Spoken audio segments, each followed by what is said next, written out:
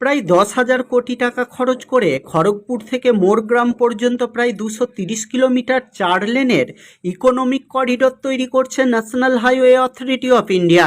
এই রাস্তায় 120 কিলোমিটার প্রতি ঘন্টার গতিতে যানবাহন চলাচল করবে, থাকবে না কোনো ট্রাফিক সিগন্যাল। এটি বর্ধমান মোরগ্রাম হয়ে উত্তরবঙ্গে পৌঁছাবে। 116A জাতীয় সড়কটি মোরগ্রামে জাতীয় সড়কে মিশে সেই সড়কটি শিলিগুড়ি পর্যন্ত যাবে। বাংলার অর্থনীতির উন্নয়নের জন্য 116A জাতীয় সড়কটি খুবই গুরুত্বপূর্ণ হতে চলেছে। এই অর্থনৈতিক করিডরটি 2028 সালের মধ্যে সম্পূর্ণ হবে বলে জানা যাচ্ছে। খড়গপুর মোরগ্রাম ইকোনমিক করিডর অংশটি বাংলার 6টি জেলার উপর দিয়ে যাবে। এই জাতীয় সড়কটি পশ্চিম মেদিনীপুর থেকে শুরু হয়ে হুগলি, বাঁকুড়া, পূর্ব বর্ধমান, বীরভূম হয়ে মুর্শিদাবাদে গিয়ে জুড়বে। 116A জাতীয় সড়কটি 5টি অন্য জাতীয় সড়ক এবং 6টি রাজ্য সড়কের সঙ্গে যুক্ত থাকবে।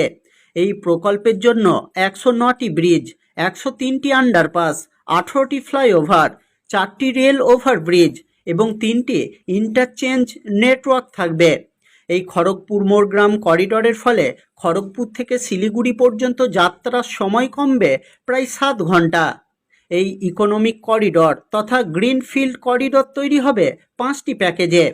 প্রথম প্যাকেজে থাকছে 41 কিলোমিটার রাস্তা, শুরু হবে খড়গপুর বোম্বে রোডের উপর থেকে, শেষ হবে চন্দ্রকোনা ঘাটাল রোডের কাছে।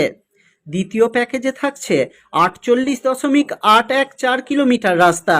প্যাকেজ শুরু হবে চন্দ্রকোনা ঘাটাল রোডের কাছে এবং শেষ হবে খণ্ডঘোষের বোয়াইচন্ডী এলাকায়। তৃতীয় প্যাকেজে থাকছে 43 কিলোমিটার রাস্তা। রাস্তা শুরু হবে বোয়াইচন্ডীতে, শেষ হবে গুসকরা কাটোয়া রোডের কাছে। চতুর্থ নম্বর প্যাকেজে থাকছে প্রায় 47 কিলোমিটার রাস্তা।